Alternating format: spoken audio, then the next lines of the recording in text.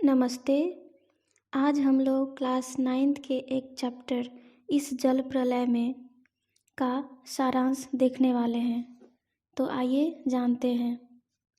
इस जल प्रलय में फणीश्वर नाथ रेणु द्वारा लिखित एक रिपोर्ट ताज है, जिसमें उन्होंने सन 1975 ईस्वी में पटना में आई प्रलयंकारी बाढ़ को आंखों देखे हाल का वर्णन किया है।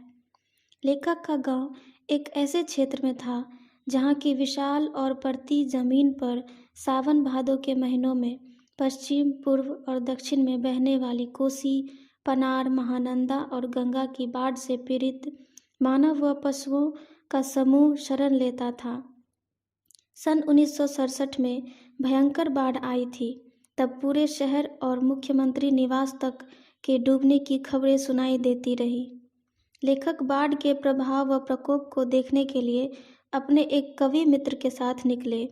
तभी आते जाते लोगों द्वारा आपस में जिज्ञासावश एक दूसरे को बाढ़ की सूचना से अवगत कराते देख लेखक गांधी मैदान के पास खड़े लोगों के पास गए। शाम को 7:30 बजे पटना के आकाशवाणी केंद्र में घोषणा की कि पानी आकाशवाणी के रेडियो की सीढ़ियों तक पहुंच गया है। बाढ़ का पानी देखकर आ रहे लोग पान की दुकानों पर खड़े हंस बोलकर समाचार सुन रहे थे, परंतु लेखक और उनके मित्र के चेहरों पर उदासी थी। कुछ लोग ताश खेलने की तैयारी कर रहे थे। राजेंद्र नगर चौराहे पर मैगजीन कॉर्नर पर पूर्ववत पत्र पत्रिकाएं बिक रही थी। लेखक कुछ पत्रिकाएं लेकर तथा अपने मित्र से विदा लेकर अपने फ्लैट में आ गए। वहां उन्हें जनसंपर्क विभाग के गाड़ी से लाउड स्पीकर पर की गई बाढ़ से संबंधित घोषणाएं सुनाई दी। उसमें सबको सावधान रहने के लिए कहा गया। रात में देर तक जगने के बाद लेखक सोना चाहते हैं, पर उन्हें नींद नहीं आती। वे कुछ लिखना चाहते हैं और तभी उनके दिमाग में कुछ पुरानी यादें तरोताज़ा हो जाती हैं। सन 1947 में मनिहारी जिले में बाढ़ आई थी। लेखक गुरुजी के साथ नाव पर दवा, किरोसिन तेल, पकाही घाव की दवा और दिया सलाई आदि लेकर सहायता करने के लिए वहां गए थे। इसके बाद 1949 में महानंदा नदी ने भी बाढ़ का कहर बरपाया था। लेखक वापसी थाना के एक गांव में बीमारों को नाव पर चढ़ाकर कैंप ले जा रहे थे। तभी एक बीमार के साथ उसका कुत्ता भी नाव पर चढ़ गया। जब लेखक अपने साथियों के साथ एक टीले के पास पहुंचे तो वहां एक ऊंची स्टेज बनाकर बलवाही का नाच हो रहा था और लोग मछली भूनकर खा रहे थे। एक काला कलूटा नटवा साड़ी में दुल्हन के हाव भाव को दिखा रहा था।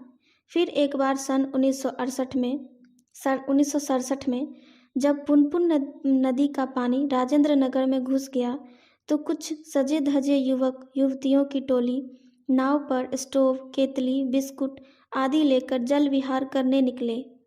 उनके ट्रांजिस्टर पर हवा में उड़ता जाए गाना बज रहा था। जैसे ही उनकी नाव गोलंबर पहुंची और ब्लॉकों की छतों पर खड़े लड़कों ने उनकी खिल्ली उड़ानी शुरू कर दी तो वे दुम दबाकर हवा हो गए। रात के 2:30 बजे का समय था, पर पानी अभी तक वहां नहीं आया था। लेखक को लगा कि शायद इंजीनियरों ने तटबंध ठीक कर दिया हो। लेखक को नींद आ गई। सुबह 5:30 बजे जब लोगों ने उन्हें जगाया तो लेखक ने देखा कि सभी जागे हुए थे और पानी मोहल्ले में दस्तक दे चुका था।